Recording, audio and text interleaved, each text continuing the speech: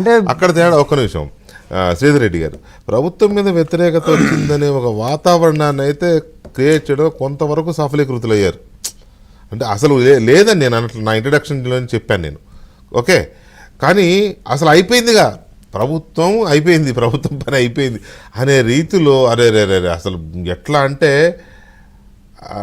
ఎప్పుడు ఊహించలేదు ఈ రకమైన దాడి, ముప్పేట దాడి ఉంటుంది. ప్రజల్లో చెవులు గింగురుమనేలాగా మార్మోగిస్తున్నారు.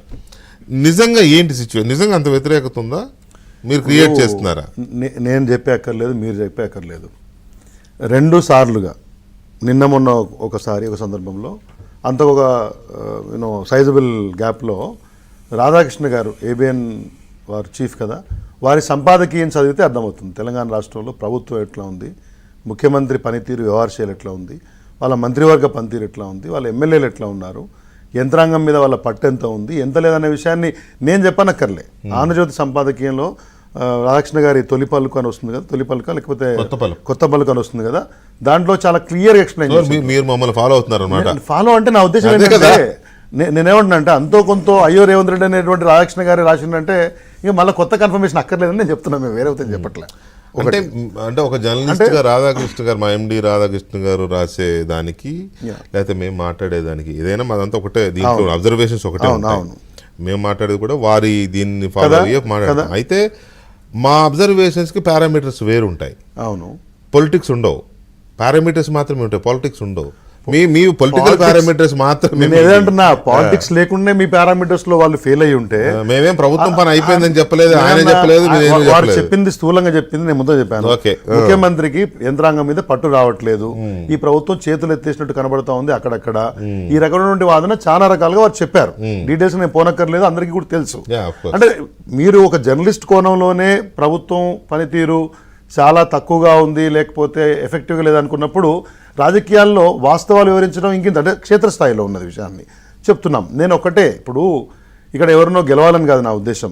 ఆ భావన ఎందుకు వచ్చింది? బేసికల్లీ చెవులు గింగురుమని తిరిగేలాగా మేము చెప్తే వినేవాడు ఎవడు ఉండండి. ఒకవేళ ప్రజల్లో కనుక ఆ భావన లేకపోతే మేము కూడా వెళ్తుంటాం కదా మన సొంత ఊరుకో పక్కకో మరొకటో మరో దగ్గరకో ఇంకో దగ్గరకు వెళ్ళినప్పుడు ఈ ప్రభుత్వం మీద వ్యతిరేకత లేదు అని చెప్పి ముఖ్యమంత్రి అనుకున్నా, వాళ్ళ మంత్రివర్గ సహచరులు అనుకున్నా, ఎమ్మెల్యేలు అనుకున్నా, అది వాళ్ళని వాళ్ళు ఆత్మహత్య చేసుకుంటున్నట్టు అనేది నా ఉద్దేశం.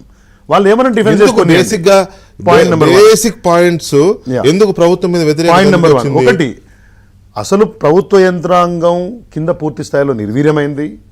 వాళ్ళు ఏం చెప్పిన హామీలు అయితే ఉన్నాయి కదా, 100 రోజుల హామీలు అన్న విషయాలు 430 రోజులు దాటిపోతే కూడా క్షేత్రస్థాయిలో వాటి ఫలితాలు ఎక్కడా లేవు, అవి అమలు చేసినట్టు లేదు.